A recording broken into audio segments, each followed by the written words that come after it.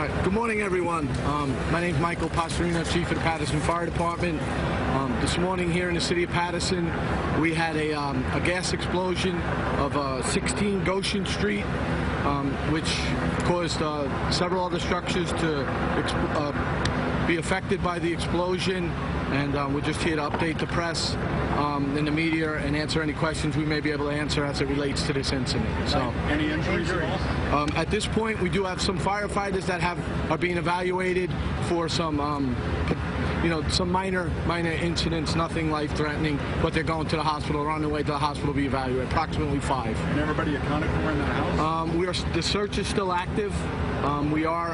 It is an active scene, obviously. We are still actively searching the area. There are approximately 15 houses that have been affected by this explosion within about a 4-block radius.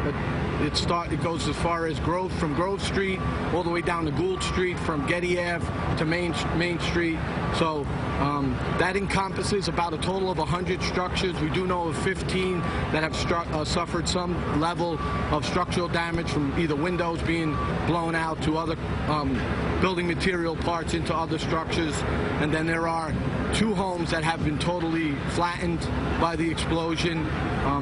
The main structure, which is what the call came in for, it came in at 9:01 for a reported gas leak at 16 Goshen. Companies got on scene. They could hear the gas. They could hear the gas hissing out.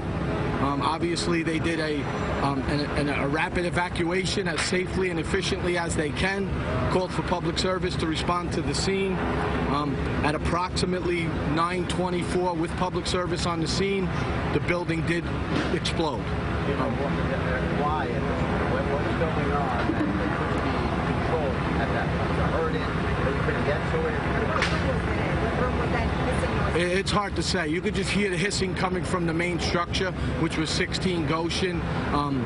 It just, at that point, trying to get to the source, it was obviously very dangerous. We knew by the noise, the hissing we could hear, that obviously it was a high level of gas leak. But you have to say that hissing saved lives, Chief, that kept the firefighters away from it, because you couldn't get to it, just kept the distance? Obviously, they're trained to know what conditions they have to address. And when they got on scene and heard that hissing, they knew that this could happen at any point. What you don't know is when it's going to happen, and you hope you can mitigate it as quickly as possible. But there is no indicator that it's going to happen at what time frame. So they did what they're trained to do by taking the necessary steps, getting everyone they could possibly get in the surrounding areas out of the structures, which they're continuing that process, and so yes, I believe that their actions went a long way, and at this point, we're not aware of any injuries other than the injuries the firefighters that were involved themselves suffered.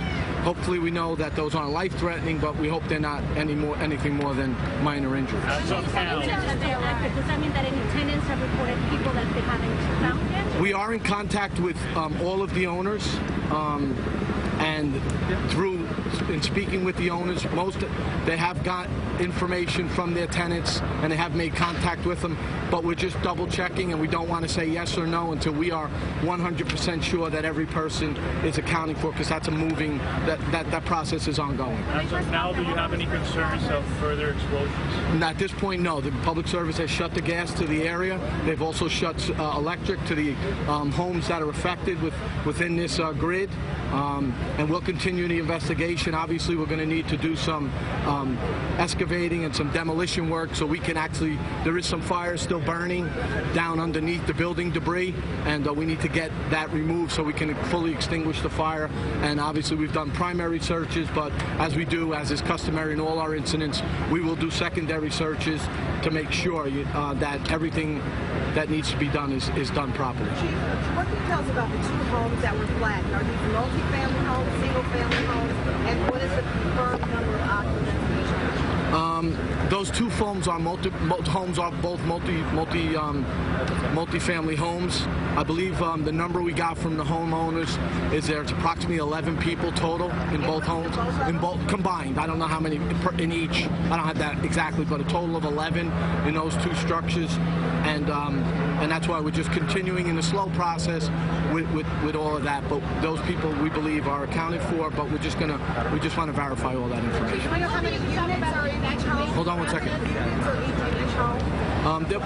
They're mostly 2.5. One's a 2.5-story wood frame. The other's a 2-story. So mostly 2-family homes. So each home has 2 families. Correct. So an upstairs and a downstairs. I was going to ask you about the evacuation process. We spoke to a lot of people who said they were told to turn cell phones off, turn off electronics. Talk about the protocol. Well, obviously, it's a gas leak, so we want to eliminate every possible ignition source that we can.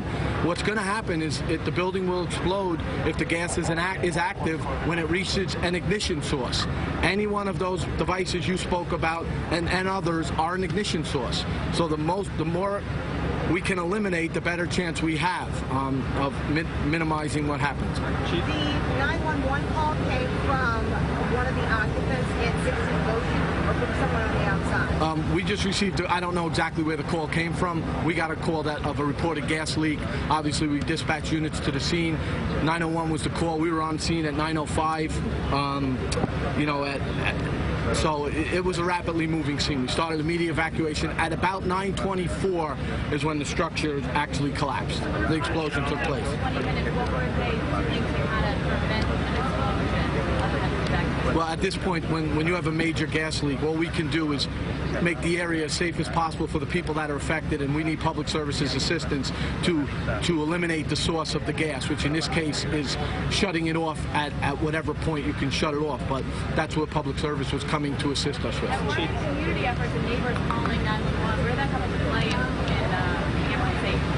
Well, obviously, the initial call got the fire department moving to the scene, so that would have started the whole process of getting us here so that we could address this situation. And just to clarify, What was the cause of the gas leak in the first place, and what is the address of the second home that was destroyed? The cause is still under investigation. That's going to take a while.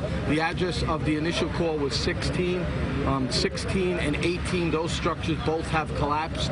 14 has significant structural damage, and then there's again an array of about several other buildings.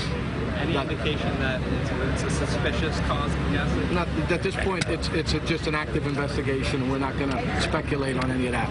your firefighters, when they arrived on the scene, you can confirm that they also heard that loud hissing sound from the exterior? Yeah, I can confirm the incident commander on the scene could verbally disseminated that he could hear the hissing sound from the street. He could hear it. So that's a significant leak. So let's talk about the other homes that were damaged in the radius and what happens throughout the course of the day of this investigation and the cleanup and how this is going to impact those other homes. I'll let the mayor jump in now at this point. Well, basically, our Community Improvement Division will now proceed an inventory of approximately 100 dwelling units, typically 2 families, some commercial on the first floor. We will do what's called a windshield tour to see any possible damage. If a structural damage is assessed, then the city engineer would be summoned to come in. We'll work with the homeowners, obviously, because claims have to be made through homeowners insurance, et cetera, to go ahead and get it repaired as rapidly as possible. And if the chief could just speak to the impact of this explosion that allowed it to damage so many homes in such a big radius, this seems to be pretty significant. You know, obviously gas explosions, the pressure that's coming through those lines, you know, the impact is usually significant. You know, obviously when we got here, we saw, or we were able to tell through the on-scene commander that he had a large gas leak, and that is gonna and can have the results of what happened today. How much gas has he eliminated? I don't have that answer for you right now. So we just wanted to give everyone a preliminary of what's going on. We will be back at 12 o'clock to update everyone with the latest information, but we do want to get back to try to move this incident along as quickly as possible. For the mayor, have you spoken to the residents themselves, the people who were inside of that home, who had to get out? Have you been able to have contact with those individuals? Just one of the property owners, and in shock, more so the pain because his wife was the one who was present when the hissing noise occurred. She was able to get escorted out by our fire department. So tell us more about what happened there. It's just, very passionate, very emotional. This is a tragedy. We'll be back at 12 o'clock to continue. We're really waiting for the demolition crew to start so that we could actually continue to assess and mitigate the situation. Thank you.